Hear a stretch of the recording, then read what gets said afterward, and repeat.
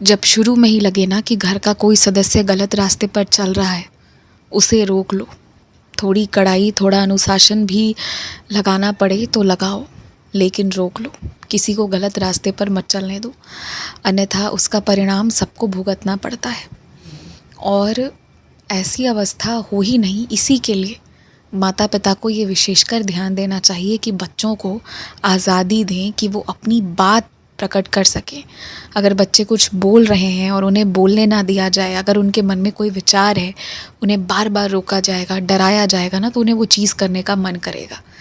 इसीलिए बच्चों पर ना इस तरह हर एक चीज़ पर रोक नहीं लगाना चाहिए और सुनना चाहिए। उनको बोलने की आज़ादी होनी चाहिए।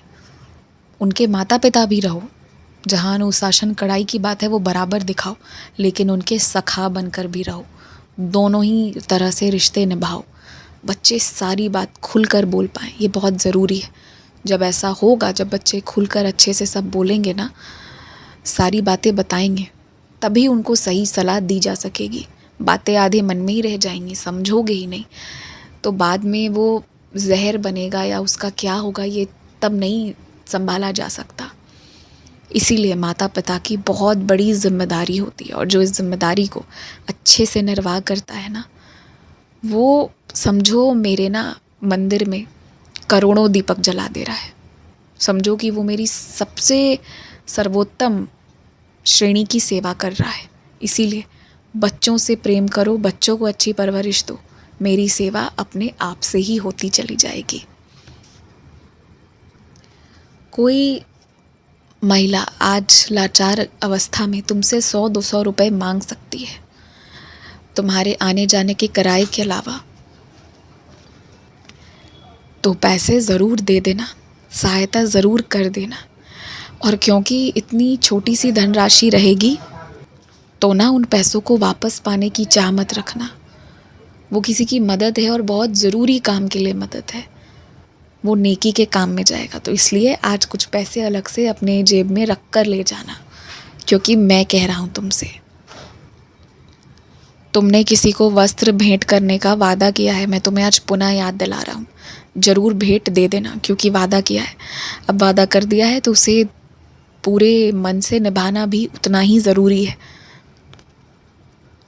मेरी कुछ बेटियों को बहुत इच्छा हो गई है अच्छे से श्रृंगार करके रहने की, लेकिन अभी उनको आता नहीं है।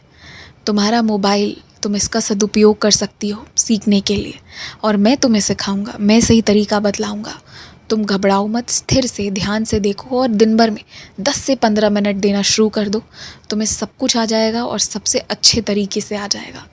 बस मन में चाह है तो वो तरीके से अगर उसका संचार किया जाए तो सब कुछ सीख जाओगे, उसमें कोई बुराई नहीं है। अपने मोबाइल का सदुपयोग करो और बाकी मैं हूँ, मैं सब सिखा दूँगा।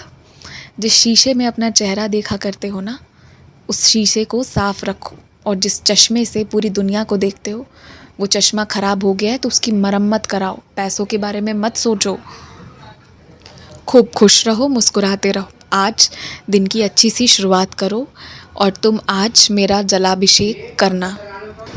खूब खुश रहो, मुस्कुराते रहो, भजन करते रहो, मेरी आरती स्मरण करके रखो, और याद करने लेना मेरी आरती, मैं आऊँगा सुनने।